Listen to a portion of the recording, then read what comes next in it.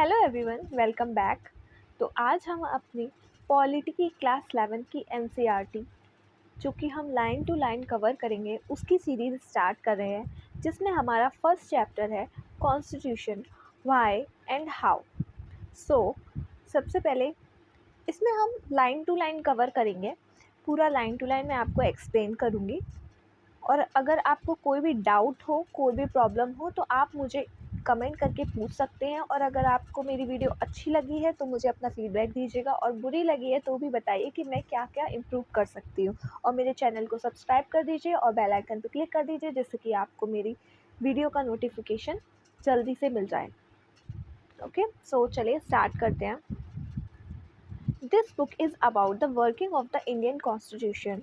In the chapter that follow, you will read information about various aspects of working of our constitution. ये book जो है हमारे constitution के work, कैसा हमारा कॉन्स्टिट्यूशन वर्क करता है उसके बारे में है। और ये हमें वेरियस एस्पेक्ट ऑफ वर्किंग, हमारे कॉन्स्टिट्यूशन कैसे वर्क करता है उसके बारे में हमें समझाएगी। और हमारी you will learn about the various institution of the government in our country and their relationship with each other। और हम इसको पढ़ने के बाद में समझ पाएंगे कि हमारी जो गवर्नमेंट है उसका कैसा अदर के साथ कैसा रिलेशन है, ओके, अदर इंस्टीट्यूशंस के साथ। But before you begin to read about election, governments and presidents and prime minister, it is necessary to understand the entire structure of government and the various principles that bind the institution of government have their origin in the constitution। but अगर election and government and president prime minister के पढ़ने के पहले आपको ये समझना ज़्यादा important है कि कैसे हमारा जो एंटायर स्ट्रक्चर है गवर्नमेंट का और उसके जो प्रिंसिपल है वो कैसे बाइंड करते हैं हमारे कॉन्स्टिट्यूशन को, और उसका ओरिजिन जो है हमारे कॉन्स्टिट्यूशन ऑफ इंडिया में हुआ है। ओके, और इस चैप्टर को पढ़ने के बाद हम समझ जाएंगे कि हमारा कॉन्स्टिट्यूशन क्या है, उसका मतलब क्या है, और उसका सोसाइटी में क्या वर्क करता है, और कैसे हम constitution govern the power allocation, कैसे हमारा कॉन्स्टिट्यूशन पावर एलोकेट करता है सोसाइटी में, and what was the way in which constitution of India was made, और कैसे हमारा कॉन्स्टिट्यूशन बना था, कौन से वेज थे। तो why do we need a constitution, हमें कॉन्स्टिट्यूशन की ज़रूरत क्यों है। व्हाट इज़ कॉन्स्टिट्यूशन, हमारा कॉन्स्टिट्यूशन ये होता क्या है भाई। व्हाट आर इट्स फंक्शन, और इसके फंक्शंस क्या है। What role does it perform for a society, ये सोसाइटी के लिए क्या क्या रोल परफॉर्म करता है। And how does a constitution relate to our daily existence. Answering these question is not as difficult as you might. और हमारा constitution क्या है, उसके क्या फंक्शन है, वो क्या रोल प्ले करता है सोसाइटी में, और उसका हमारी डेली लाइफ के एग्जिस्टेंस में क्या कैसे रिलेट करते हैं, इसके हम आंसर्स देना बहुत ज़्यादा डिफ़िकल्ट नहीं है जैसा हम सोचते हैं कि भाई ये सब जानना बहुत ज़्यादा डिफ़िकल्ट है। ओके, तो constitution allow coordination and assurance. हमारा कॉन्स्टिट्यूशन हमें कोऑर्डिनेशन और अश्योरेंस अलाउ करता है। Imagine yourself to be a member of reasonably large group. Further, imagine that this group has a following characteristics. Imagine करो कि आप एक ऐसे बड़े लार्ज रीजनेबल ग्रुप के मेंबर हैं, और एक चीज़ और इमेजिन करो कि वो लार्ज ग्रुप जो है वो ये करेक्टरिस्टिक्स प्रोवाइड करता है, जैसे कि member of this group are diverse in various way. मतलब कि बहुत ज़्यादा डाइवर्स है, मतलब अलग अलग है, डिफरेंट रिलीजन से हैं, डिफरेंट, अगर रिलीजन सेम है तो डिफरेंट कास्ट से हैं। और अगर जैसे कि कोई हिंदू है, कोई मुस्लिम है, कोई सिख है, कोई क्रिश्चियन है, मतलब अलग अलग रिलीजन से है, अलग अलग कास्ट से, अलग अलग रीज़न से है, कोई नॉर्थ से बिलोंग करता है, कोई साउथ से बिलोंग करता है, तो ये सब है। Okay, they have different religious allegation, जैसे कि Hindu, some are Muslim, some Christians and some perhaps profess no religion. कुछ कुछ ऐसे हैं जो जिनका कोई रिलीजन नहीं है, मतलब कोई भी रिलीजन वो फॉलो नहीं करते हैं।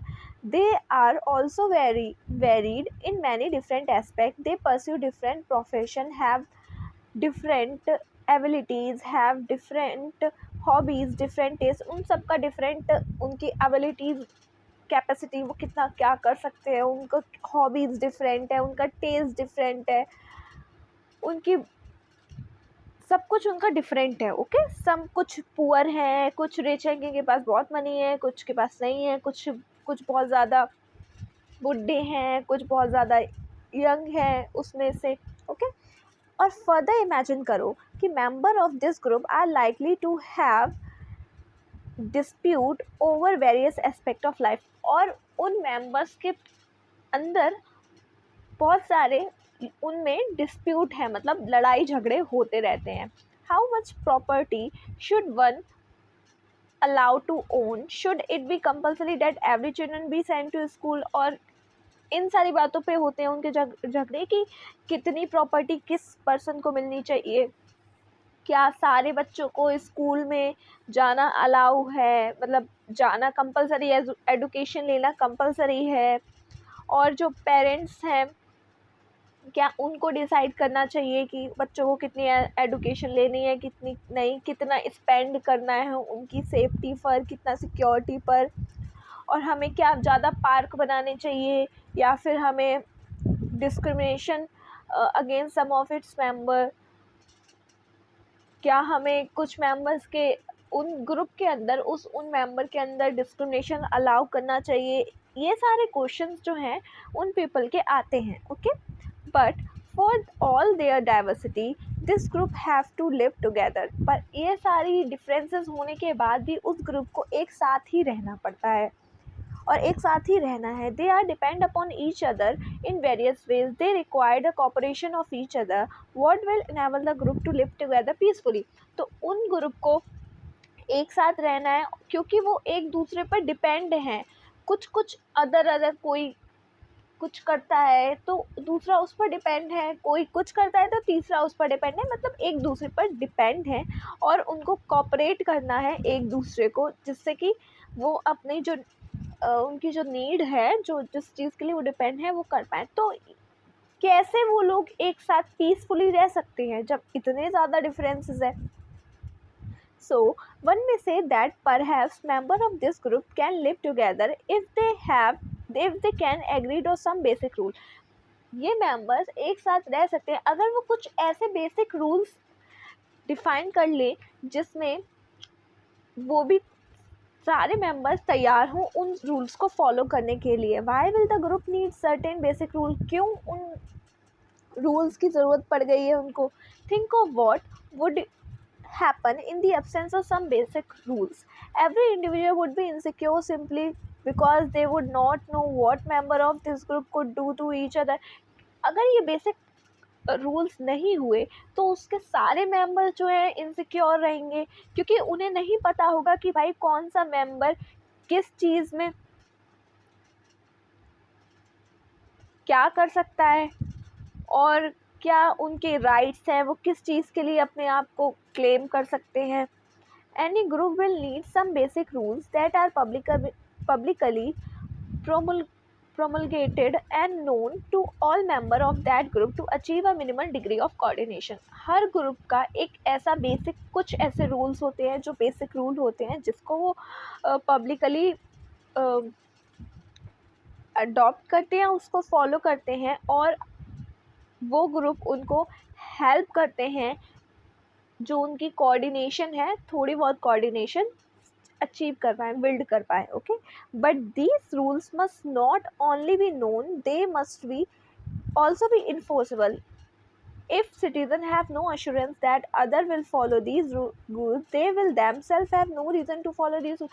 अगर मान लो अगर कोई ऐसा कहे कि भाई ये ग्रुप है ये फॉलो कर रहा है, दूसरा वाला कहे नहीं मैं तो नहीं फॉलो करूँगा, तो फिर तीसरा वाला उसको देखे कि भाई ये फॉलो नहीं कर रहा है तो मैं भी क्यों फॉलो करूँ, ऐसे करके उनमें फाइट हो सकती है। और जब तीसरा वाला नहीं करेगा तो चौथा वाला देखेगा जब ये दोनों भी नहीं कर रहे हैं तो भाई मैं भी क्यों करूँ, तो ऐसे करके तो इसमें कोई वो नहीं रहेगा कि भाई इनको फॉलो ही कर रहा है। तो उसके लिए हमें उन ग्रुप को ऐसा बनाना चाहिए कि वो हमारे लिए मैंडेटरी हैं फॉलो करने के लिए, उनके लिए हमें कोई लॉ बनाना चाहिए जिससे कि कुछ पनिशमेंट मिले हमें उसकी, अगर हम वो रूल्स फॉलो ना करें तो उनको इन्फोर्स करना चाहिए। Okay, saying that the rule are legally enforceable gives an assurance to everybody that other will follow these for it, if they do not do they will be punished। okay, अगर वो नहीं follow करेंगे तो उनको punishment मिलेगा।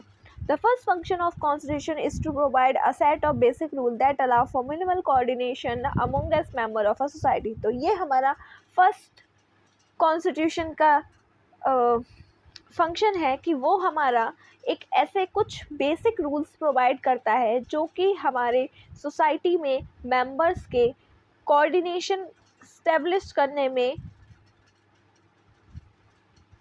Help करता है। तो हमारा कॉन्स्टिट्यूशन वो बेसिक रूल्स प्रोवाइड करता है। ओके, ये कॉन्स्टिट्यूशन का पहला वर्क हो गया है। अब हम ये एक्टिविटी है, अब हम दूसरा वर्क देखेंगे।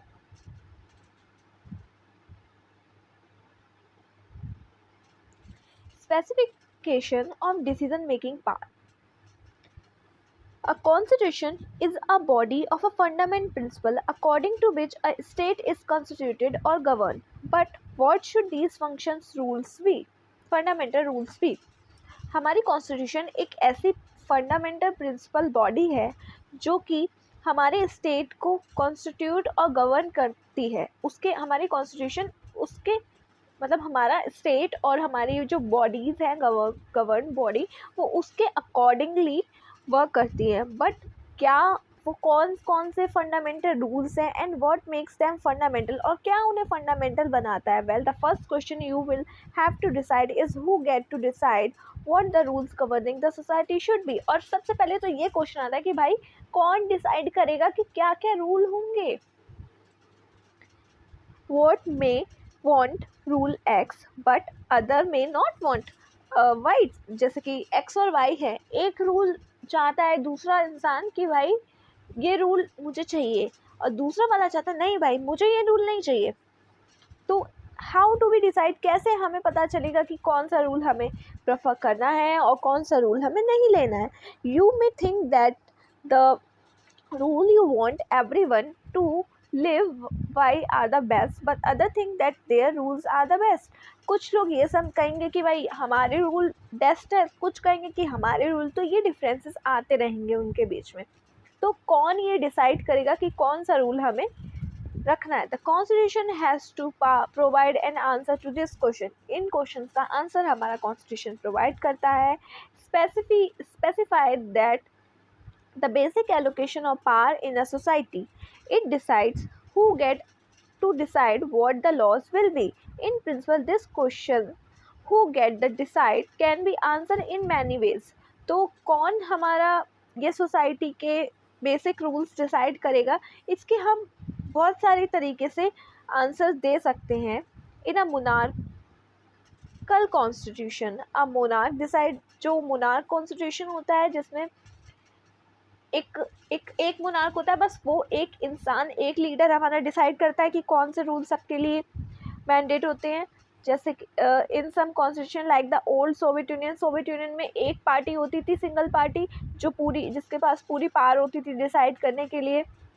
बट जो डेमोक्रेटिक कॉन्स्टिट्यूशन है, broadly speaking the people get to decide, ये बोलता है कि भाई जो लोग हैं उनको डिसाइड करना चाहिए कि कौन से रूल्स जो हैं वो हमें फॉलो करने हैं। But this matter is not so simple, ये सिंपल नहीं है। Because even if you answer that the people should decide, it will not answer the question how should the people decide.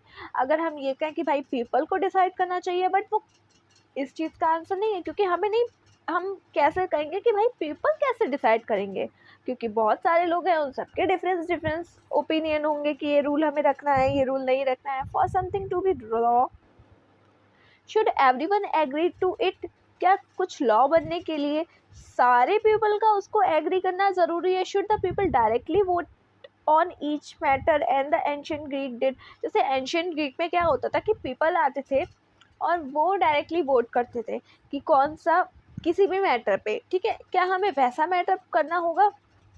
और should the people express their preference by electing, और क्या हमें अपना एक member हमें चुन लेना है, उसको हम वोट करेंगे, वो हमारे बिहाफ पर रूल डिसाइड करेगा, क्या ऐसा करना होगा? But if people act through their representative, how should these representative, but अगर ऐसा होगा, अगर कोई उनका रिप्रेजेंटेटिव, कोई जो उनने अपना सिलेक्ट किया है, जिसको वोट दी है, अगर वो रिप्रेजेंट करके रूल डिसाइड होगा, तो वो कैसे, वो सॉरी, उसको हम कैसे रिप्रेजेंट करेंगे, कैसे हम उसको इलेक्ट करेंगे, क्या वोट देके करेंगे या कैसे करेंगे?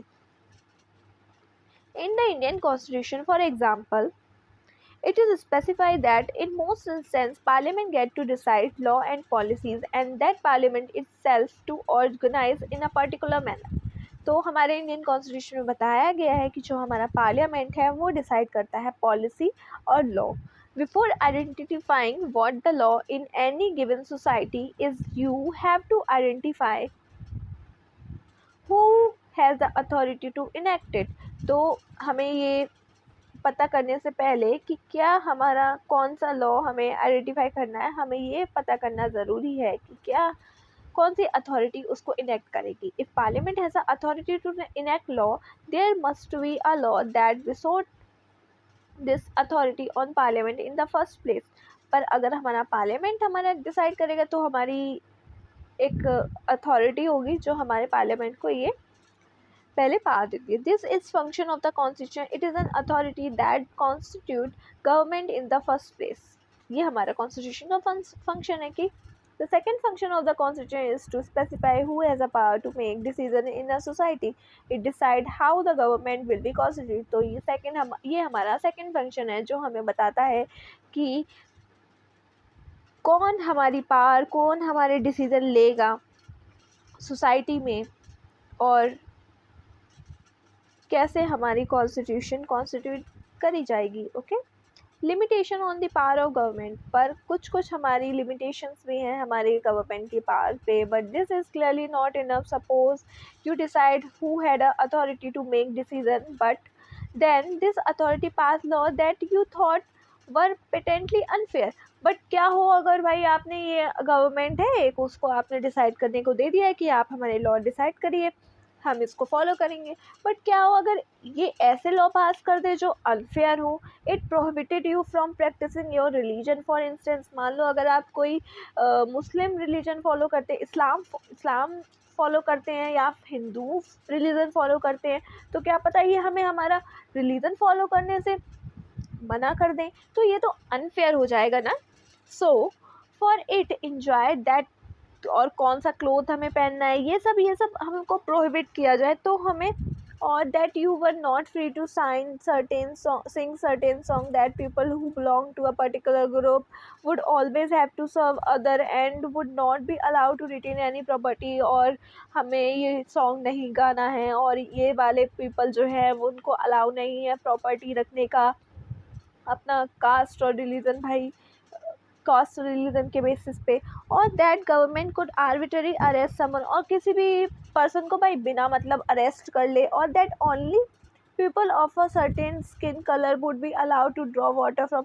और सिर्फ कुछ ऐसी स्किन जैसे कुछ ब्लैक और जैसे कि मान लो फेयर स्किन के जो लोग हैं वही इस चीज़ का यूज़ कर सकते हैं, इस वेल में से वही लोग पानी निकाल सकते हैं. मतलब एक टाइप से डिस्क्रिमिनेट करे और ब्लैक को कोई नहीं अलाउ. वो how would obviously think these laws were unjust and unfair, and even thought they were passed by a government that had come in existence based on certain procedure.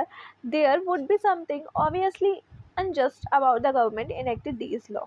तो कैसे हम ये पता करेंगे कि जो हमने गवर्नमेंट प्रोवाइड करी है, जो हमने किसी प्रोसीजर से गवर्नमेंट डिसाइड करी है, वो ये सारे लॉज जो हैं वो हमारे ऊपर थोप रही है, भाई हमें ये सब नहीं करने चाहिए, हमारे अंदर डिस्क्रिमिनेट कर रही है.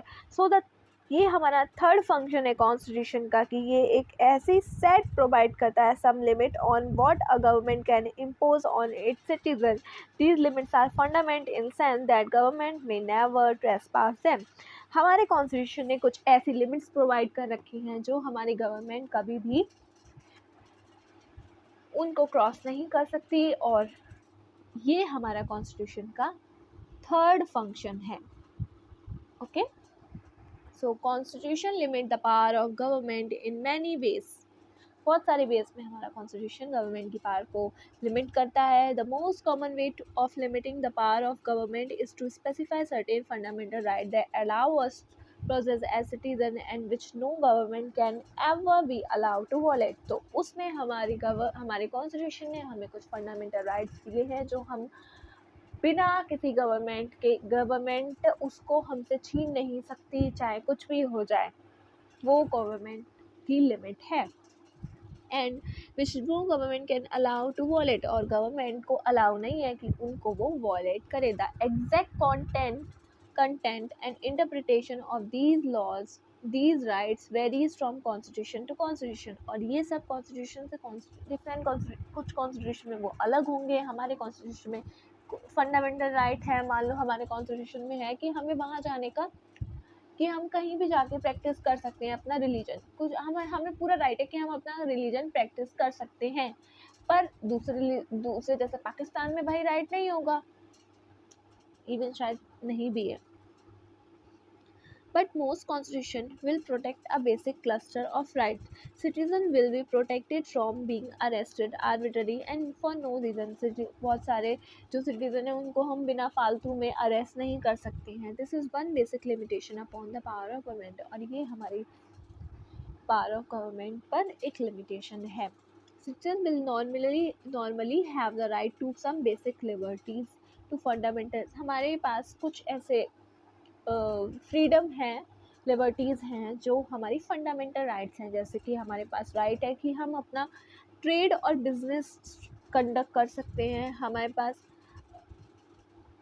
फ्रीडम ऑफ कॉन्सेंस है, फ्रीडम ऑफ स्पीच है, हम कुछ भी बोल सकते हैं।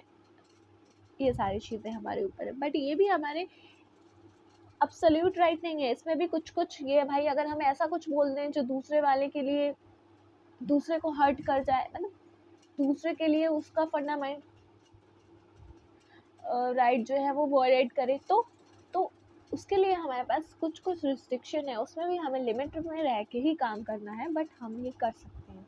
During time of national emergency and the constitution specify the circumstances under which these rights may be withdrawn। But ये राइट हम हमेशा अपने लिए फंडामेंटल है, बट जब हम एमरजेंसी हमारे कंट्री में लगी होगी तब हम ये राइट जो है वो विड्रॉन कर सकते हैं, मतलब तब इनकी वैल्यू नहीं होगी। Aspiration and goal of society. Most of the oldest constitution limited themselves largely to allocating decision making power and setting some limitation to government power। कुछ पुराने कॉन्स्टिट्यूशन ऐसे हैं जो सिर्फ लिमिट कर देते हैं कॉन्स्टिट्यूशन को डिसीजन मेक करने में, और बस कुछ रूल्स, सेट ऑफ रूल्स बना देते हैं। But many 20th century constitution of the which the Indian constitution is the finest example also provide an enabling framework for the government to do certain positive things। कुछ सिर्फ limit करते हैं constitution पुराने, लेकिन जो 20th सेंचुरी के constitution जैसे कि हमारा इंडियन कॉन्स्टिट्यूशन, वो कुछ ऐसे पॉजिटिव थिंग्स भी बताता है जो हमारी गवर्नमेंट कर सकती है for the welfare of society, हमारी सोसाइटी के वेलफेयर के लिए। Aspiration and goal of society. Okay, the Indian constitution was particularly innovative in this respect. Societies with deep interest in equality of various kinds will not only have to set limitation on power of government, they will also have to enable and empower the government to take positive measures to overcome forms of inequality or deprivation। तो जैसे कि मैंने बताया, हमारे में बहुत ज़्यादा diversity है, तो वो उन सिर्फ और सिर्फ लिमिट ही नहीं करती है हमारी गवर्नमेंट, कुछ ऐसी भी चीज़ें लेके आती है, ऐसे भी हमारे पास रूल हैं जिसमें हमारी गवर्नमेंट कुछ पॉजिटिव एक्शंस लेके हमारी वेलफेयर कर सकती है सोसाइटी का। ओके, जैसे कि हमारा DPSP और फंडामेंटल राइट्स जो है वो गवर्नमेंट पर लिमिट प्रोवाइड करते हैं, लिमिट लगाते हैं, और जो DPSP है वो हमारी गवर्नमेंट को इनकरेज करते हैं कि भाई वेलफेयर के लिए, सोसाइटी के लिए आपको ये रूल बनाना है। For example, India aspire to be society that is free of caste discrimination. India एक कास्ट डिस्क्रिमिनेशन की नहीं करना है, मतलब हमारे इंडिया में कास्ट डिस्क्रिमिनेशन नहीं करना है. If this is our society aspiration, the government will have to enable और empower to take all necessary step to achieve this goal. अगर हमें इंडिया में ऐसा बिल्डअप करना है कि हमें कास्ट डिस्क्रिमिनेशन नहीं करना है, तो उसके लिए हमारी सोसाइटी, हमारी जो गवर्नमेंट है, उसको हमें ऐसे कुछ एम्पावर करना होगा, ऐसे रूल प्रोवाइड करने होंगे जिससे कि इतनी पावर देनी होगी कि हमारी गवर्नमेंट बिना किसी प्रॉब्लम के वो प्रोवाइड कर सके हमें, और उनके ऊपर लॉज बना सके. Okay. which had a deep history of racial discrimination. South Africa में बहुत ज़्यादा racial discrimination की history है. Its new constitution had to enable the government to end racial discrimination. और जो इसका new constitution है वो government को पावर प्रोवाइड करता है कि वो discrimination के लिए रूल बना सकती है. कॉन्स्टिट्यूशन में इंश्राइन the aspiration of society. The framers of Indian constitution for example thought that each individual in society should have all it's necessary for them to lead a life to minimal dignity and social self-respect, minimal material well-being, education etc. हमारे पास एक individual के पास society में ये उसकी necessity है कि उसको सारे मटेरियल को यूज़ करने का राइट है, और एडुकेशन लेने का राइट है एट एक्स्ट्रा. ये सारी चीज़ें हमारे पास राइट है. इसके लिए हमने गवर्नमेंट को एम्पावर किया है कि इसके लिए कोई भी लॉ ला सकती है. The Indian Constitution enables the government to take positive welfare measures, some of which are legally enforceable. तो हमारी इंडियन गवर्नमेंट जो है वो कुछ ऐसे पॉजिटिव वेलफेयर मेजर्स ला सकती है जो कि लीगली उनको हम इन्फोर्स कर सकते हैं. As we go on studying the Indian Constitution, we shall find that such enabling provision have the support of the preamble to our Constitution. तो ये जो एस्पेक्ट है ये हमारे सपोर्ट करते हैं, जो हमारा इंडियन कॉन्स्टिट्यूशन का जो प्रीएम्बल है उसमें भी ऐसे हमारा इंस्पायर करता है. And these provision are found in the section of fundamental right. और ये हमारे फंडामेंटल राइट के प्रोविजन में फाइंड हैं, मिलते हैं.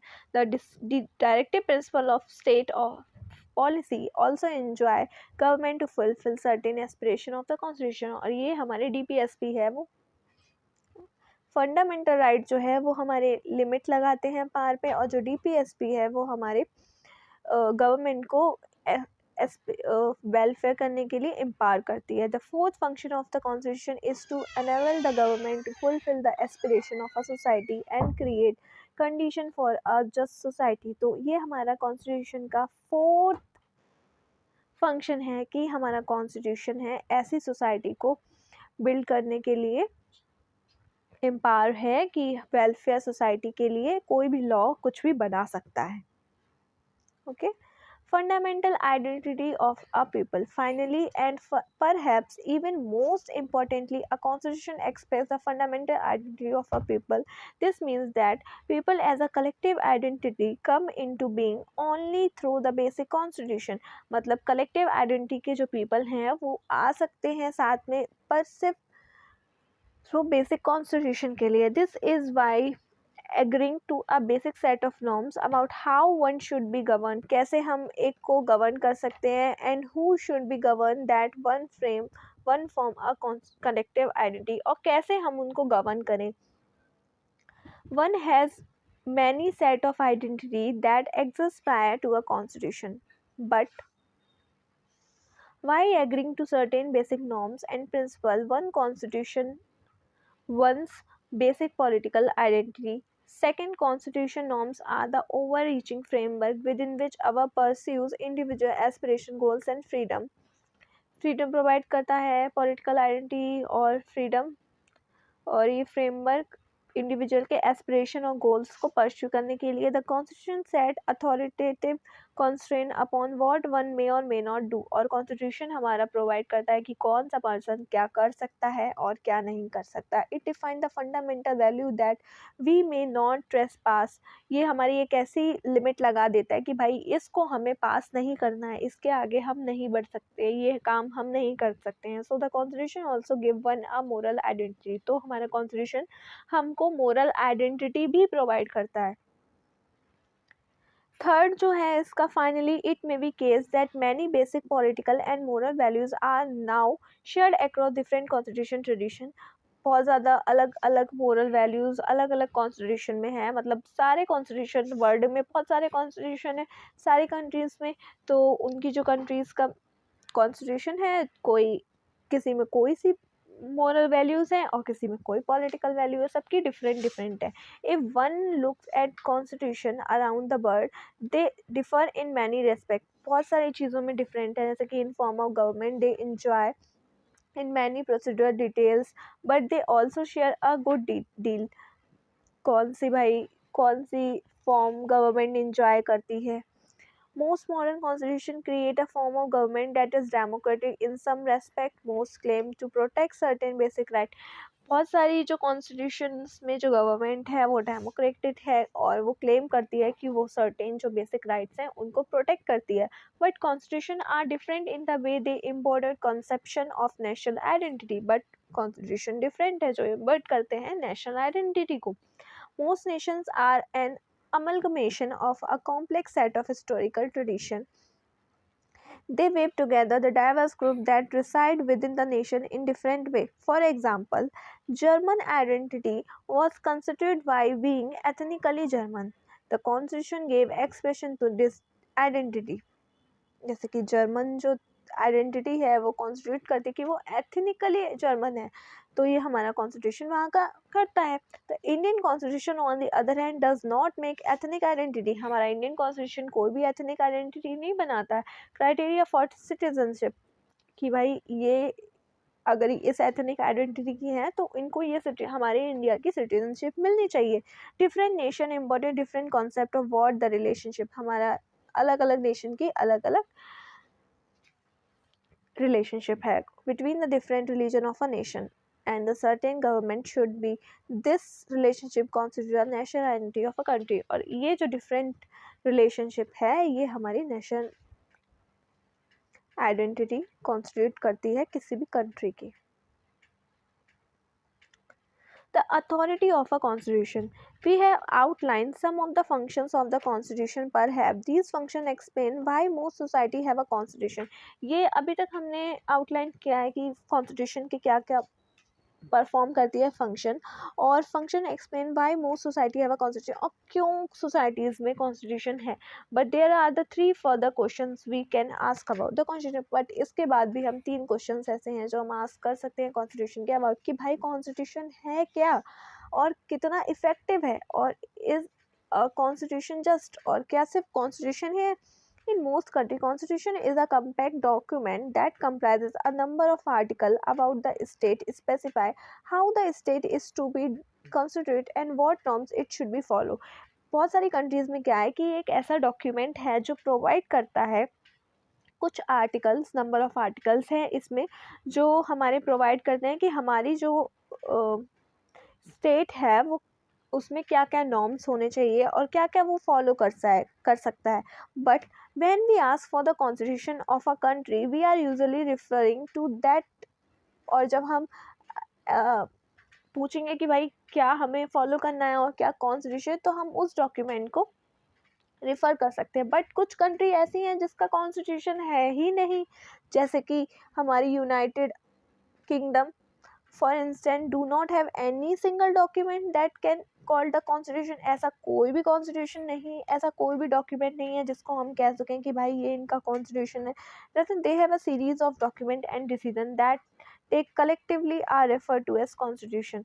वो कलेक्टिवली डिसीजन लेते हैं उसको वो कॉन्स्टिट्यूशन, ऐसा कुछ नहीं है. So we can say that constitution is a document or set of document that seek to perform the function that we mention above. सो कॉन्स्टिट्यूशन हमारा वो है जो ये सारे फंक्शंस परफॉर्म करे जो अभी हमने ऊपर बताए हैं. But many constitution allow the word exist only on a paper, they are mere word existence on a parchment. But बहुत सारी कंट्रीज ऐसी हैं जो सिर्फ और सिर्फ उन्होंने डॉक्यूमेंट तो बना लिया कि भाई ये हमारा कॉन्स्टिट्यूशन है, बट वो फॉलो नहीं करती हैं कि भाई पेपर तो है बट उसको फॉलो नहीं करती हैं. The crucial question is how effective is constitution, मतलब कितना हमारा कॉन्स्टिट्यूशन इफेक्टिव है. What ensure that it has a real impact on lives of people. Making a constitution effective depend upon many factors. और effective constitution बनाना बहुत सारे factors पे depend करता है. Mode of promulgation.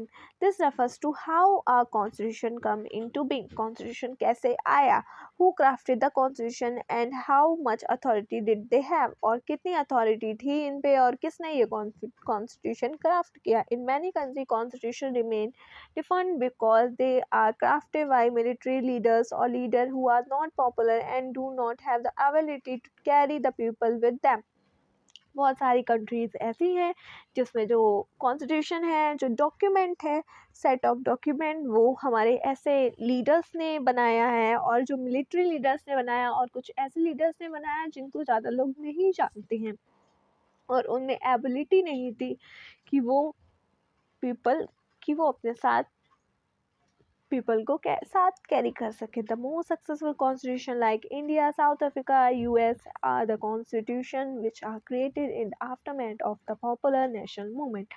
बहुत ज़्यादा पॉपुलर कॉन्स्टिट्यूशन जैसे कि हमारा इंडियन कॉन्स्टिट्यूशन, साउथ अफ्रीका और यूएस का कॉन्स्टिट्यूशन है, ये जो है हमारे जो नेशनल मूवमेंट हुआ था उसके बाद कॉन्स्टिट्यूट हुए हैं. Although India constitute was formally created by constitution assembly between 1946 and November 1949. जो हमारा इंडियन कॉन्स्टिट्यूशन है वो दिसंबर 1946 से नवंबर 1949 तक बना है. It draw upon a long history of nationalist movement that have a remarkable ability to take along different section of Indian society together. की एक लॉन्ग हिस्ट्री है जो हमारी इंडियन सोसाइटी को टुगेदर रिमार्क करती है. The constitution drew enormous legitimacy from the fact that it was drawn upon by people who enjoy immense public credibility, who had the capacity to negotiate and command the respect of wide cross-section of society, and who were able to convince the people that constitution was not an instrument for an aggrandizement of their personal power. तो वो हमारा constitution ऐसे लोगों ने बनाया जो उनके पास capacity है कि वो पीपल से नेगोशिएट कर सकें कि हमारा जो कॉन्स्टिट्यूशन है वो सिर्फ पीपल को कन्विंस कर सकें कि जो हमारा कॉन्स्टिट्यूशन है वो किसी भी हमारी पर्सनली हमें फ़ायदा नहीं पहुंचाता है, सबके लिए वो important. The final document reflects the broad national consensus of the time. Some countries have subjected their constitution to a full-fledged referendum where all the people vote on the desirability of a constitution. कुछ countries ऐसी हैं जिसमें constitution full-fledged है, जिसमें सारे people desire कर के पास desirability to of a vote on the desirability of the constitution.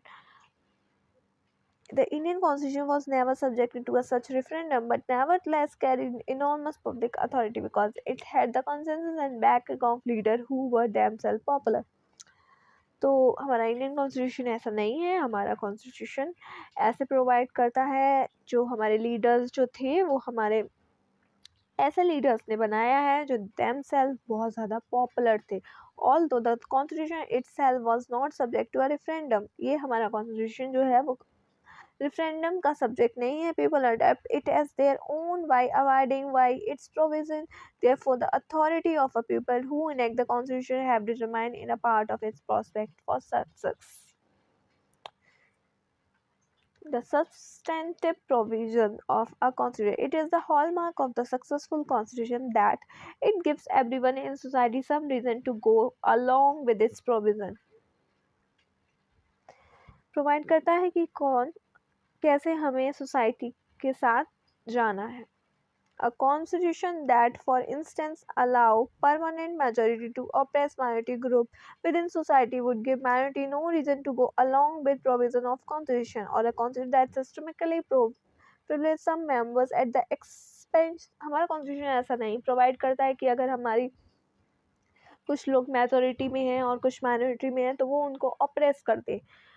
हमारा कॉन्स्टिट्यूशन जो है वो एक सिस्टमेटिकली प्रिविलेज प्रोवाइड करता है उन मेंबर्स को जो माइनॉरिटी में है, members at expense of other, or that systematically entrench the power of a small group in society। तो भाई would cease to command allegation if any group feels their identity is being stifled, they will have no reason to abide by the constitution। तो अगर किसी भी group को लगे कि भाई उनकी जो आइडेंटिटी है वो खराब हो रही है या फिर उनको वो राइट नहीं मिल रहे हैं जो अदर्स को मिल रहे हैं, तो भाई वो हमारा कॉन्स्टिट्यूशन अवॉइड कर सकता है। The constitution by itself achieve perfect justice. ये हमारा एक परफेक्ट जस्टिस है, but it has a convince people that it provides the framework for pursuing basic justice। To this thought experiment, ask yourself this question: what would be the context of some basic rules in society such that they give everyone a reason to go along with them? The more a constitution preserve the fundamental and equality of all its members, the more likely it is succeed। Does the Indian Constitution broadly speak? ये सारे question से हम follow करते हैं। ये क्या है? Debate over constitution making in Nepal. ये नेपाल में डिबेट हुई है भाई कॉन्स्टिट्यूशन बनने में। ये मैं लास्ट में कंप्लीट करूँगी।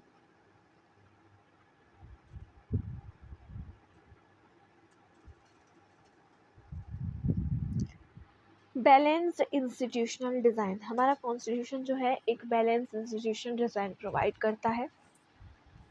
Constitutions are often subverted not by people but by a small group who wish to enhance their own power।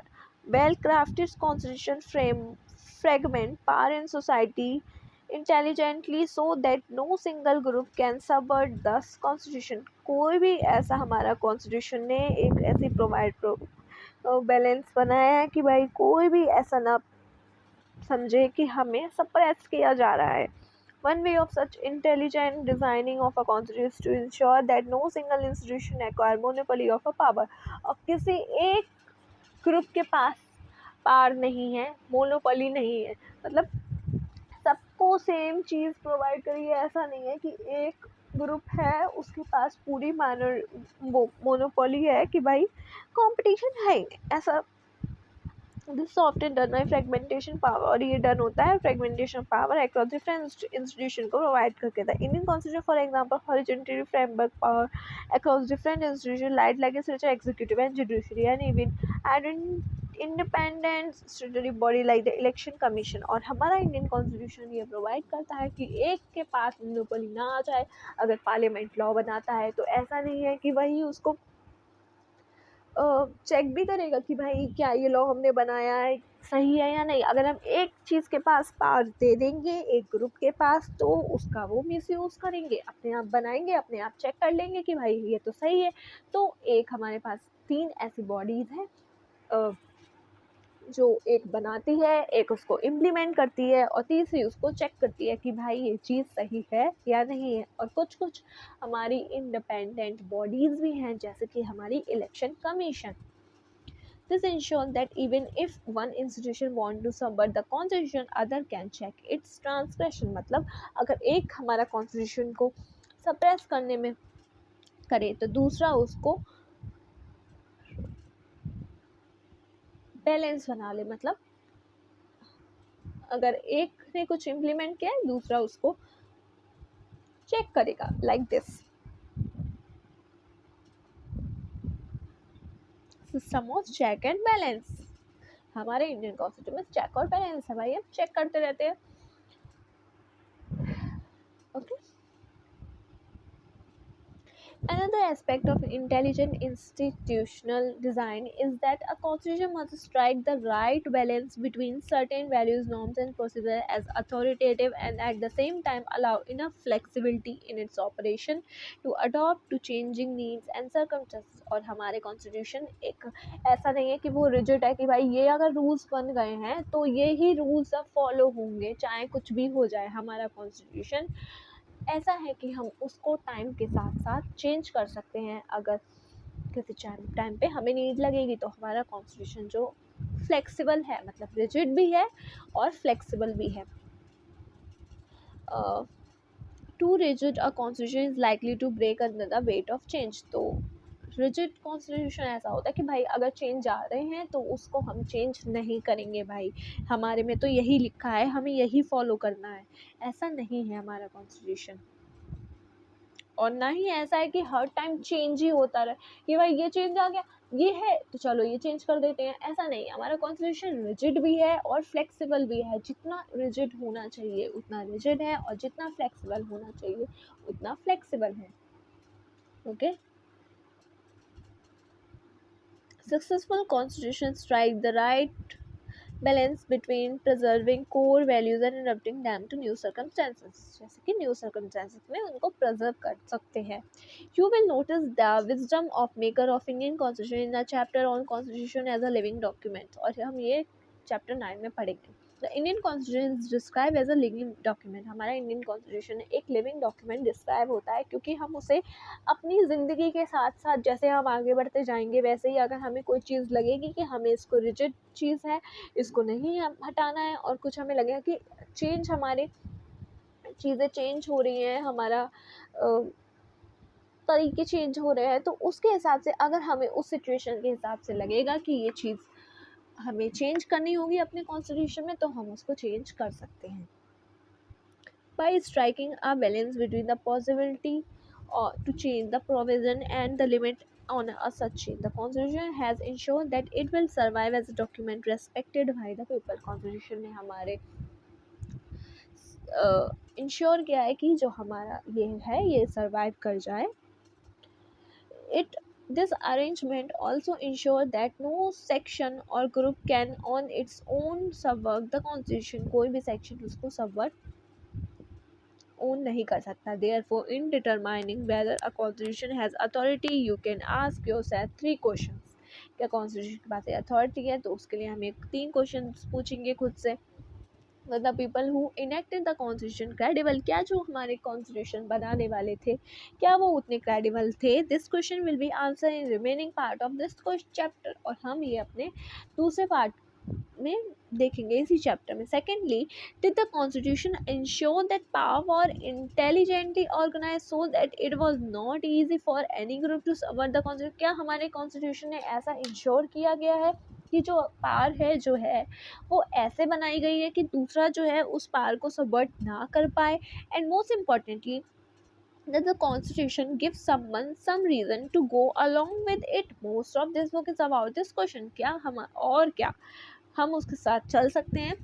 Also is the constitution the locus of people hopes and aspiration? The ability of the constitution to command voluntary allegiance of the people depend to a certain extent upon whether the constitution is just। क्या हमारा constitution just है कि नहीं है, और क्या वो हमारा प्रिंसिपल फॉलो करता है जस्टिस का या नहीं। हमने इंडियन कॉन्स्टिट्यूशन में ये हम last chapter of this book will answer this question. ये क्वेश्चन का आंसर हम लास्ट बुक में अपने लास्ट चैप्टर में करेंगे इस बुक के।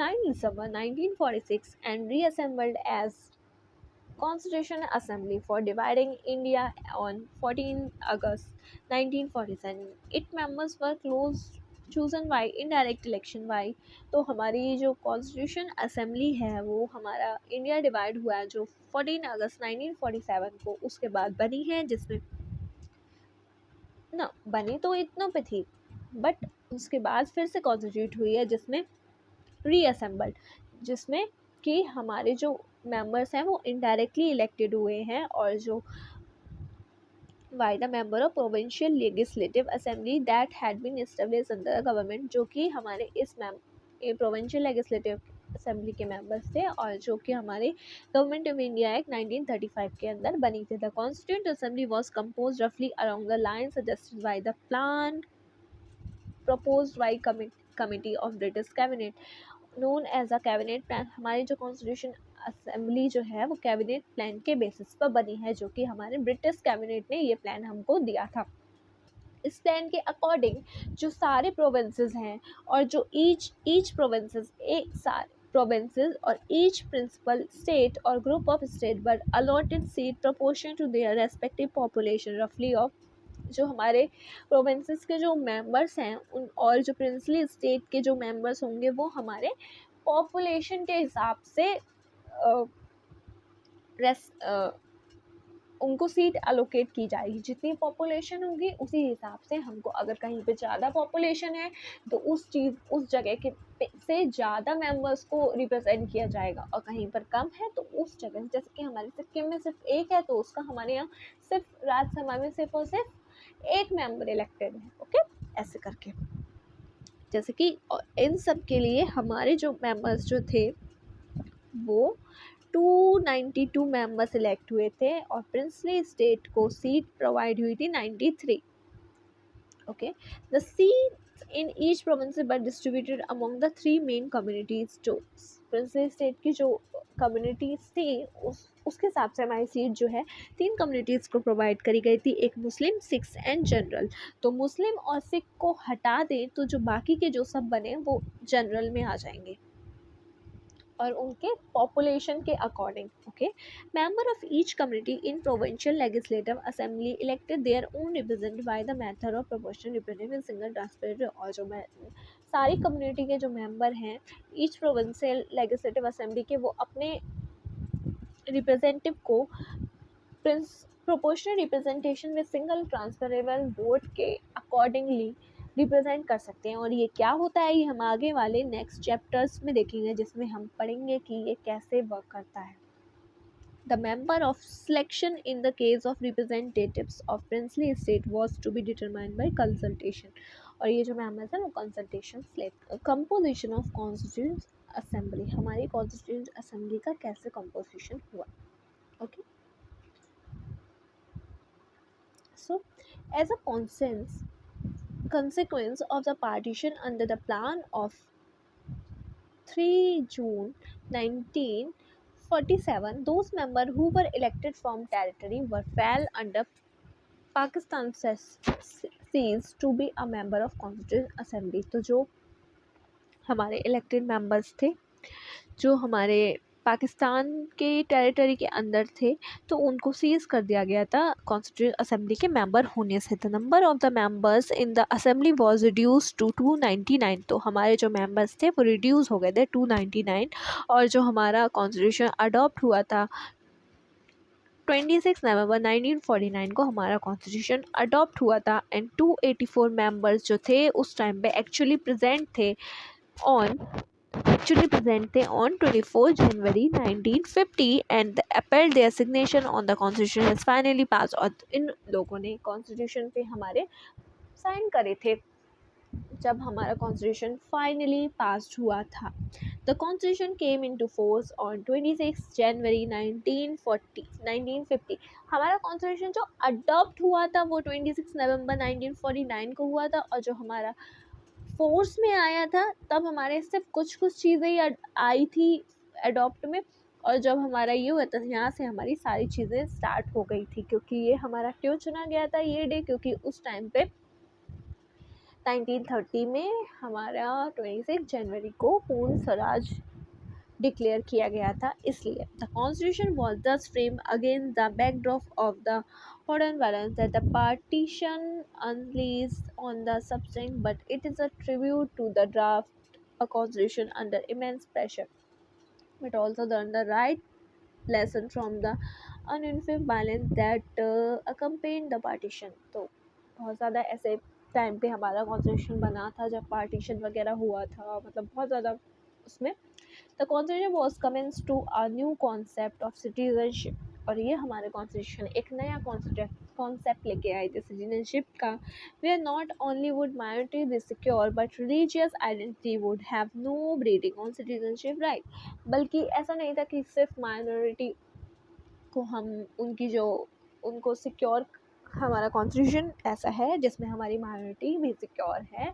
और यहाँ तक कि ऐसा नहीं है कि हमें रिलीजन के बेसिस पे हमने सिटीजनशिप प्रोवाइड कर रखी है, जो हमारे यहाँ माइनॉरिटी रिलीजन्स हैं उनको भी वैसी ही सिटीजनशिप प्रोवाइड करी है। But this account of the composition of constitution assembly that draft the constitution touch upon only the surface of how our constitution was made। और ये हमारा कॉन्स्टिट्यूशन असेंबली ने ड्राफ्ट किया था कि कैसे हमारा कॉन्स्टिट्यूशन बनना है। Although the member of assembly but not elected by universal suffrage, there was a serious attempt to make the assembly a representative body. तो ये इवन हमारे मेंबर्स जो है वो इनडायरेक्टली इलेक्टेड थे, वो हमारे यूनिवर्सल सफरेज से मतलब वोट दे के नहीं हुए थे। तो ये हमारा सीरियस अटेम्प्ट था कि हम अपने कॉन्स्टिट्यूशन असेंबली को रिप्रेजेंटेटिव बॉडी बनाए। Member of all region were given representative under the scheme described above. In addition, the assembly had 28 members from the scheduled caste. Members के पास जो हमारे members थे कॉन्स्टिट्यूशन असेंबली में, ऐसा है कि हमारे जो हर रिलीजन के हर उसके जो मेंबर्स हैं वो रिप्रेजेंट किए जाएं। और उसके लिए जैसे कि हमारा 29 मेंबर्स जो हैं वो शेड्यूल कास्ट से वहाँ पे अपॉइंट करे गए हैं, मतलब इलेक्ट करे गए हैं। In terms of political parties, the constitution dominates the assembly, occupy as many as 82% of seats in the assembly after the partition। 82% उसने सीट ली थी partition के। The constitution itself was such a diverse party that it merged Congress itself। Congress ने dominate किया था partition के बाद, जिसमें उसको 82% सीट्स मिली थी। और कांग्रेस जो थी एक ऐसी डाइवर्स पार्टी थी जिसने opening in with itself was such a diverse party, वो एक खुद ही डाइवर्स पार्टी थी। उसमें अलग अलग रिलीजन, अलग अलग कल्चर के अलग अलग के मेंबर्स थे। Principle of deliberation, what is it? The authority of Constituent Assembly does not come only from the fact that it was broadly thrown, not perfectly represented. It comes from the procedure it adopted to frame the Constitution and value its members brought to their deliberation। ये सिर्फ हमारे diverse उनके यहाँ से members आने से ही नहीं perfect representative बन जाएगी, बट हमारा प्रोसीजर क्या है उसको अडॉप्ट करने का। Okay, while in any assembly that claim to be representative, it is desirable that diverse section of society participate. It is equally important that they participate not only on representatives of their own identity or community each। और ऐसा नहीं है कि एक desirable constitution assembly बनने के लिए हमको हर डाइवर्स सेक्शन से लोगों का पार्टिसिपेशन इक्वली इम्पॉर्टेंट होना चाहिए। इक्वली भाई उनको उतनी ही पावर होनी चाहिए, उनके पास उनसे कोई भी डिस्क्रिमिनेशन नहीं करना चाहिए। Each member deliberate upon the constitution with the interest of whole nation in mind. और ऐसा नहीं कि वो सिर्फ और सिर्फ अपनी उस पार्टी के लिए ही वो सीखे, उसके माइंड में होना चाहिए कि हमारा होल नेशन, भाई हमारा पूरा नेशनल इंटरेस्ट होना चाहिए। There were often disagreement among members, but few of these disagreements could be traced to members protecting their own interests। but उनके बीच में disagreement होते हैं, इनको हम प्रोटेक्ट कर सकते हैं, their own interest के लिए होते हैं। There were legitimate difference of principle and the differences were many। Should any India adopt a centralise और डिसेंट्रलाइज सिस्टम ऑफ गवर्नमेंट? क्या इंडिया को सेंट्रलाइज और डिसेंट्रलाइज गवर्नमेंट अडॉप्ट करनी चाहिए? What should be relation between the state and centre और state का क्या रिलेशन है? What should be the power of judiciary की क्या पावर है? Should the constitution protect right property right? क्या कॉन्स्टिट्यूशन हमारा प्रॉपर्टी राइट को प्रोटेक्ट करता है? Almost always every issue that lie at foundation of a modern state were discussed with great sophistication। Only one provision of constitution was passed without virtually any debate, the introduction of universal suffrage। सारे aspects में debate हुई है, but एक ऐसा चीज़ universal suffrage जो है ऐसी पास हुई है जिसमें कोई भी डिबेट नहीं हुई। Okay, so while the members feel no need at all discussion the issue of who should have a right to vote, every other matter was seriously discussed and debated. Nothing can be better testament to democratic committee of this assembly. The constitution drew its authority from the fact that member of constitutional assembly engaged in what one might call public reason. The constitutional assembly draw करती है कि जो उसके member है वो engage हो public reason के लिए. Okay, the member of assembly pays a great emphasis on discussion and reasonable argument. They did not simply advance their own interest. They simply अपना सिर्फ interest नहीं ले सकते हैं, but they उनको principle देना होगा other members की position के लिए. The very fact of giving reason to other makes you move away from simply or narrow consideration of your own interest. Beside same thing है. Debate in the was subjected to scrutiny and debate is distributed to public reason at its best. These debate deserve to be memorable as one of the most significant chapter in the history. ये debate जो है एक बहुत ही memorable chapter है हमारे history का, जिस making equal in importance to French and American Revolution. इस पे So ये हमारा the President of Constitutional Assembly Dr. Rajendra Prasad and Chairman of Drafting Committee B.R. Ambedkar, ये दोनों हैं. So procedure. The importance of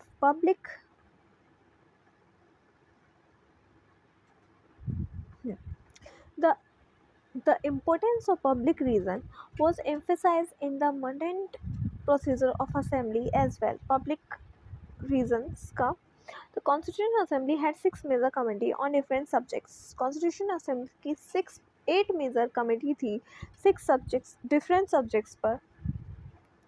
Usually Jawaharlal Nehru, Rajendra Prasad, सरदार पटेल और B.R. Ambedkar chair these committee. Usually ये लोग वो चेयर करते थे कमिटीज़ को. These are not men who agreed with each other on many things. बहुत सारे ऐसे लोग थे जो ये लोग एक दूसरे की चीज़ों पे एग्री नहीं हो रहे थे. Ambedkar had been a bitter critic of Congress and Gandhi accuse them of not doing enough for upliftment of schedule caste. Ambedkar ji ने ऐसा क्रिटिसाइज़ किया था कांग्रेस और गांधी जी को कि जो ये कांग्रेस और गांधी जी हैं वो इनफ नहीं कर रहे हैं शेड्यूल कास्ट के अपलिफ्टमेंट के लिए. पटेल एंड नेहरू डिसएग्रीड हुए थे मैनी इश्यूज़ पे बहुत सारे. Nevertheless they were all work together. ये each committee usually drafted particularly provision of the constitution which were then subjected to debate by the entire assembly. क्या होता था कि ये जो कमिटी है ये पहले कुछ प्रोविजंस बनाती थी, फिर उसके बाद उन प्रोविज़न पर डिबेट होती थी कि भाई ये सही है या फिर हमें क्या ऐड ऑन करना है, क्या माइनस करना है, इसमें क्या सब्ट्रैक्ट करना है, ऐसा करके. Okay, usually an attempt was made to reach consensus with the belief that provide agree to by all. और ये अटेम्प्ट था कि सबका उस पर एग्रीमेंट हो. Some provisions were subject to vote. कुछ प्रोविज़न वोट के लिए भी सब्जेक्ट थे. But in each instance every single argument query और concern was respond to with great care and in writing. The assembly meet for 166 days. इतने दिनों के लिए असेंबली मिली थी spread over 2 years and 11 months. Its session were open the press and public alike. तो हमारा जो constitution था वो 2 years 11 months में कंप्लीट हुआ था और 18 days और. Inheritance of the nationalist movement.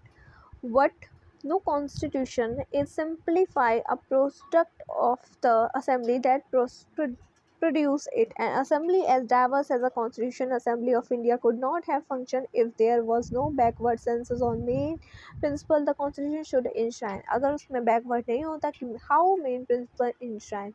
These principles were forgotten during the long struggle for freedom. In a way, the Constitutional Assembly was given concrete shape and form a principle it had inherited from the nationalist movement.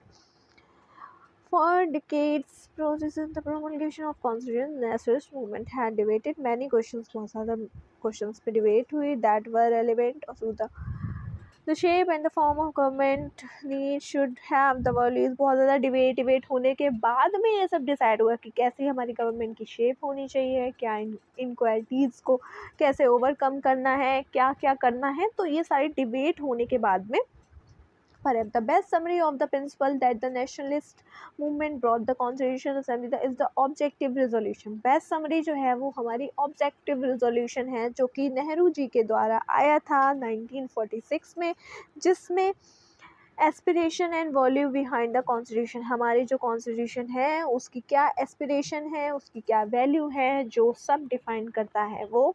What the previous sections term as subjective provision of constitution is inspired by and some by the value incorporated. और जो भी अभी तक हमने पढ़ा fundamental rights में और DPSP में जो भी चीज़ें हैं वो सब और सब समरी उसकी समरी जो है वो हमारी ऑब्जेक्टिव रेजोल्यूशन है. Based on this resolution, our constitution gives institution express to its democratic committee, equality, liberty, democracy, sovereignty and a cosmopolitan identity. तो इसके प्रियम्बल के बेस पे हमारी कॉन्स्टिट्यूशन हमें ये सारी चीज़ें एक्सप्रेस करता है. Thus, our constitution is not merely a means of rules and procedure, but a moral commitment to establish a government that will fulfill the many promises that nationalist movement had before the people. तो ये सिर्फ हमारा एक हमारी establish a government that will एक ऐसी constitution assembly का procedure था जिसमें हम ऐसी गवर्नमेंट इस्टेब्लिश कर पाएँ जो कि हमारे कॉन्स्टिट्यूशंस के जो लीडर्स थे असेंबली के उसने प्रॉमिस की थी पीपल्स को. Okay, institutional arrangement. The third factor ensures effectiveness of constitution is a balanced arrangement of institution of government. This basic principle is that government must be democratic and committed to a welfare of the people. जो ये है कि हमारी जो government जो है वो democratic होना चाहिए और जो पीपल के वेलफेयर को कमिट करे. तो constitutional assembly spend a lot of time on evolving the right balance among the various institution like the executive, legislative, judiciary. This led to the adoption of parliamentary form and federal arrangement which were. तो इन सब को decide करने के लिए हमारे जो constitution assembly ने बहुत टाइम स्पेंड किया जिससे हमें हमारे जो बैलेंस राइट हमारे उसको मिल सकें, जिसमें हमें एग्जीक्यूटिव, लेजिस्लेटिव और जुडिशरी इंस्टीट्यूशन को अडॉप्ट किया गया, जैसे कि हमारा चेक और बैलेंस करता रहे, एक इम्प्लीमेंट कर दे, ये लॉ बनाता है, ये इम्प्लीमेंट करता है और ये चेक करता है. दिस लेड द अडोप्टेशन, और ये सारी चीज़ें लेड करी हमारी parliament form and federal arrangement form of government. और ये क्या होता है ये हम नेक्स्ट चैप्टर्स में पढ़ेंगे, आने वाले चैप्टर्स में. Which would distribute government power between the legislative and executive on one hand and between the state and state. जो कि हमारा ये एक तरफ लेजिस्लेटिव और एग्जीक्यूटिव के हाथों में पावर को देता है और दूसरी तरफ स्टेट और सेंट्रल के पावर को देता है. ये सब क्या है ये हम सब डिटेल में पढ़ेंगे आगे वाले अपने नेक्स्ट चैप्टर में. Which evolving the most balance government arrangement the maker of our constitution does not hesitate to learn from experiment and experience of our country. हमारे मेम्बर्स ने बिल्कुल भी हेजिटेट नहीं किया कि वो अपने एक्सपेरिमेंट करें और लर्न करें अपने एक्सपीरियंस से. The framer of the constitution were not averse to borrowing from other constitution tradition. हमारे कॉन्स्टिट्यूशन ने बिल्कुल भी कुछ भी नहीं, फ्रेमर्स ने ऐसा नहीं सोचा कि भाई हम अगर दूसरे कॉन्स्टिट्यूशन से बोरो करेंगे तो फिर ऐसा हो जाएगा, कैसा लोग सोचेंगे, ये सब नहीं सोचे बिना हमारे कॉन्स्टिट्यूशन फ्रेमर्स ने अडॉप्ट करी हैं बहुत सारी चीज़ें डिफरेंट कॉन्स्टिट्यूशन से, डिफरेंट कंट्रीज़ के कॉन्स्टिट्यूशन से. Indeed, it is testament to their wide learning that they could lay their hands upon any intellectual argument or historical example that were necessary for fulfilling the task at hand. So they borrow a number of provisions from different countries. Same thing है कि उन्होंने number of things adopt करी है different लोगों से. But borrowing these ideas was not selfish imitation, for far from. Each provision of constitution had to dependent on ground that is was suited to Indian provision and, but ऐसा नहीं है कि भाई adopt कर लो, कुछ भी अडॉप्ट कर लो, वो आइडिया हमारे इंडियन कॉन्स्टिट्यूशन के अकॉर्डिंग उसको सूट करना चाहिए। ऐसा नहीं है कुछ भी अडॉप्ट कर लिया है और कुछ भी कर रहे हैं। इंडिया जैसे कि साउथ अफ्रीका में एक टाइम पे अपार्ट क्या कहते हैं रेशियल डिस्क्रिमिनेशन होता था, तो उसके लिए उनमें ब्लैक और वाइट में डिफरेंसेस होते हैं, तो हमारे यहाँ ऐसा नहीं होता है। तो हमारे यहाँ उस चीज़ के बेसिस पे ये नहीं कि हम भी यहाँ ब्लैक और वाइट का वो अडॉप्ट कर लें, ऐसा नहीं है। Okay, India was extremely lucky to have an assembly that instead of being parochial in its outlook could take the best available everywhere in the world and make it their own। और हमारी India बहुत lucky है कि हमारे constitution word and their its own, उन्होंने अपना constitution खुद से बनाया। ब्रिटिश कॉन्स्टिट्यूशन जो है first past the post parliamentary form of British constitution में क्या है, फर्स्ट पार्ट पोस्ट सिस्टम है वोट देने के लिए, और पार्लियामेंट्री फॉर्म ऑफ गवर्नमेंट है, idea of rule of law है, institution of speaker and role, speaker का भी पोजीशन है, लॉ मेकिंग प्रोसीजर है। ये ब्रिटिश कॉन्स्टिट्यूशन का, आयरिश कॉन्स्टिट्यूशन से ये सारी चीज़ें हमने ली हैं, ओके, बोरो करी हैं। और आयरिश कॉन्स्टिट्यूशन से हमने directive principle of state policy borrow करे हैं, फ्रेंच से हमने principle of liberty equality and fraternity borrow करे हैं, कैनेडियन कॉन्स्टिट्यूशन से हमने quasi federal form of government borrow किया, आइडिया ऑफ रेसिडुअल पावर, और यूनाइटेड स्टेट ऑफ से हमने correct charter of fundamental right जो हमने इनसे लिए गए हैं, और जुडिशल रिव्यू और इंडिपेंडेंस ऑफ जुडिशरी ये हमने यूएस के कॉन्स्टिट्यूशन से ली गई है। ओके, सो दिस हमारा यहाँ पे ये चैप्टर कंप्लीट होता है, जिसमें ये tribute to the wisdom and foresight of the maker of constitution and they represent to in national document that enshrine document values and high aspirations shared by people. This is one of the reasons why this most intricate crafted document has not only survived but because of living reality when so many other constitutions are perfect. ये सब हमारे framers का wisdom था, जो उनको tribute है कि उन्होंने ऐसा हमारा कॉन्स्टिट्यूशन बनाया जो कि अभी तक चल रहा है, बल्कि जो और कंट्रीज़ के कुछ ऐसी कंट्रीज हैं जहाँ के कॉन्स्टिट्यूशन अभी नहीं उतना वर्क करते हैं, और अभी हमारा कॉन्स्टिट्यूशन वैसे चल रहा है। ओके, सो इसको एक बार मैंने समझा दिया है। ये वीडियो देखने के बाद आप एक बार खुद से जब ये पढ़ेंगे तो आपको और अच्छे से समझ में आएगा, और जब बार बार रिवाइज करेंगे तो आपको याद हो जाएगा, और अभी आगे चैप्टर्स भी कवर करेंगे तो आपको और अच्छे से क्लियरिटी मिल जाएगी, जो कि इसमें अभी डेप्थ में जो क्या क्या होता है, फेडरलिज्म क्या होता है, बाइकैमरलिज्म क्या होता है, ये सारी चीज़ें हम आपको आगे पढ़ाएंगे, पार्लियामेंट्री फॉर्म ऑफ गवर्नमेंट क्या होती है, ये सारी चीज़ें। ठीक है, तो बने रहिए आप इस सीरीज़ पे, और ये सीरीज़ आएगी अब नेक्स्ट चैप्टर में हम आपसे मिलते हैं। तब तक के लिए मेरे चैनल को सब्सक्राइब कर दीजिए, बेल आइकन को प्रेस कर दीजिए कि जैसे कि मेरी वीडियो का आपको नोटिफिकेशन मिल जाए जल्दी से, और आप मेरी नेक्स्ट वीडियो देख लें। और मुझे ज़रूर बताइएगा कि आपको ये वीडियो में कैसी लगी आपको, मुझे आपका फीडबैक बहुत ज़रूरी है। अगर मुझे पता चलेगा तभी तो मैं अपने आप को इम्प्रूव कर पाऊँगी कि मुझे क्या क्या चीज़ें इसमें प्रॉब्लमेटिक हैं आपके लिए, और क्या मुझे नहीं ठीक करना है। अगर आपको अच्छी लगे भले ही आप ना बताएं, बट आपको क्या इसमें बुरा लगा, क्या मैं और इम्प्रूव कर सकती हूँ, वो ज़रूर बताएं। और ये सब मुझे मोटिवेट करेगा कि मैं आपका चैनल जो है मैं आपको और वीडियो आपको प्रोवाइड करती रहूँ। ओके, तब तक के लिए थैंक यू, मिलते हैं आपसे नेक्स्ट वीडियो में।